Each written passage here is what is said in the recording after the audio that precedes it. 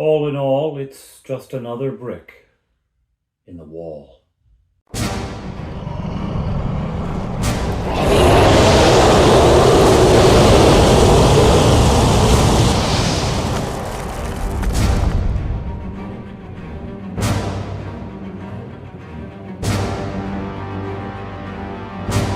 Hello everyone, I'm Father Aaron. Welcome to the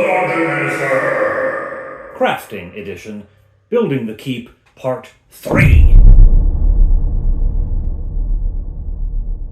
Alright, so we have the floor done. The frames are made, the floor has been gridded and textured, it is glued down. We are now ready to start building the wall. But I only have so much of the styrofoam that I am using as the core of the walls, right? This styrofoam is not quite 2 inches wide. That is the measurement of the walls. The walls on the map are 10 feet wide. That in a 5 feet to 1 inch grid obviously is 2 inches wide. Well, these are not quite 5 inches, but if you surround them with foam core, 2 layers on one side, 1 layer on the other, they are 2 inches. All right, so I only have so much of it, and I do have enough. When I took the thinner bits sandwiched together, make the same thickness, I have enough just. So what am I going to do? I don't want to just start chopping up foam. I might chop my way into a corner and not have enough foam to get out. Now I know, because it's the core, I could take chunks of this and just stick them end to end, maybe a couple of toothpicks to connect them, and I could then just wrap it all in foam core and be done with it, and it would be fine, probably.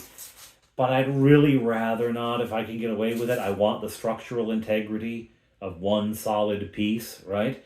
And even though it is just foam, still one piece is going to be stronger. Anyway, I don't want to just start hacking away at this. I want to have precise measurements of what I need, and I kind of want to be able to lay that out beforehand to see how it will all work, where the joints would best be placed, right?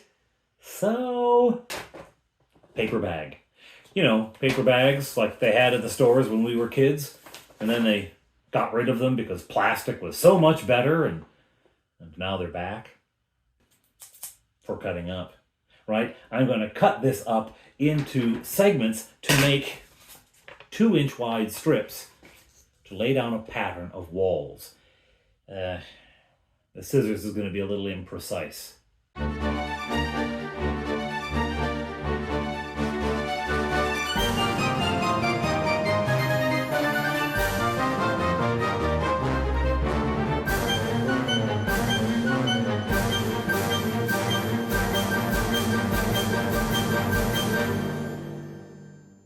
Pick a strip, any strip. No, don't pick a strip. Okay, now I can start laying out the wall pattern so that I can see precisely where I want to cut, right?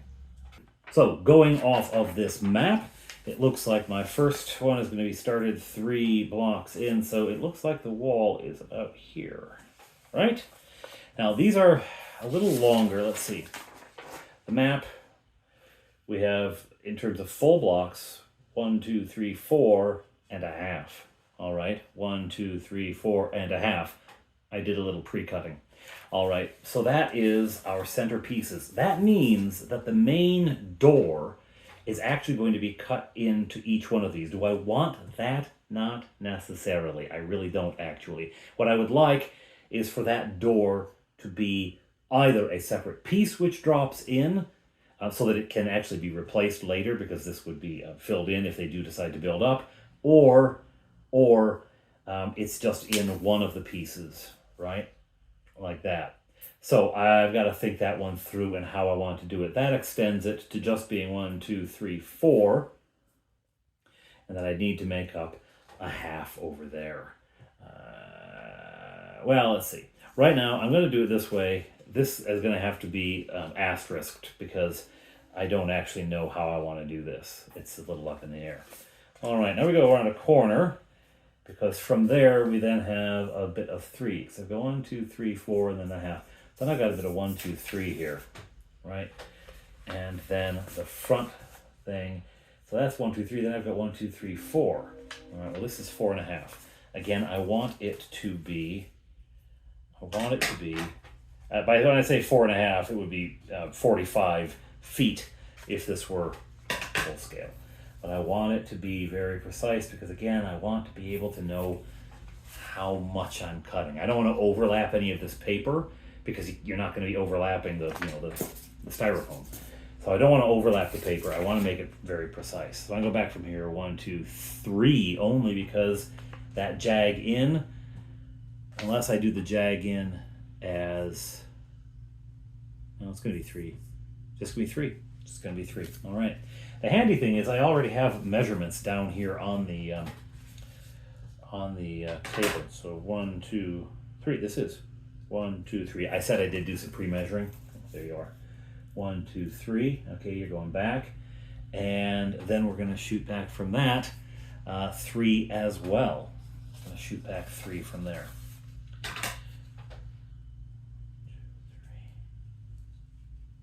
3. I'm not too worried about being absolutely precise. I want to be, close here, but these are really just a test fit and to see what it looks like laid out. That's not quite 3, but I think we'll live. Okay. 1, 2, 3. There it is. And there's this little gap.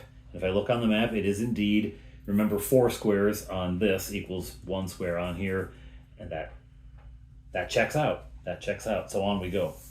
Next stretch has to be 1, 2, 3, 4, 5, 6, 7, 8 long. 8.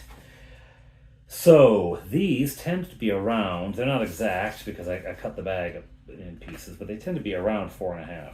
And this one is no exception. 1, 2, 3, 4. So if I cut the whole thing here, I should probably not lift it up like that. I should probably be more exact, shouldn't I? Yes, I should. I don't have to be perfect, but I should be a little better than that. Okay. All right. So here's 2 8-inch pieces, and that's going to go along like so. All right. Well, you don't need to hear me talk my way through this whole thing. I'll switch to fast forward, and we'll do a montage.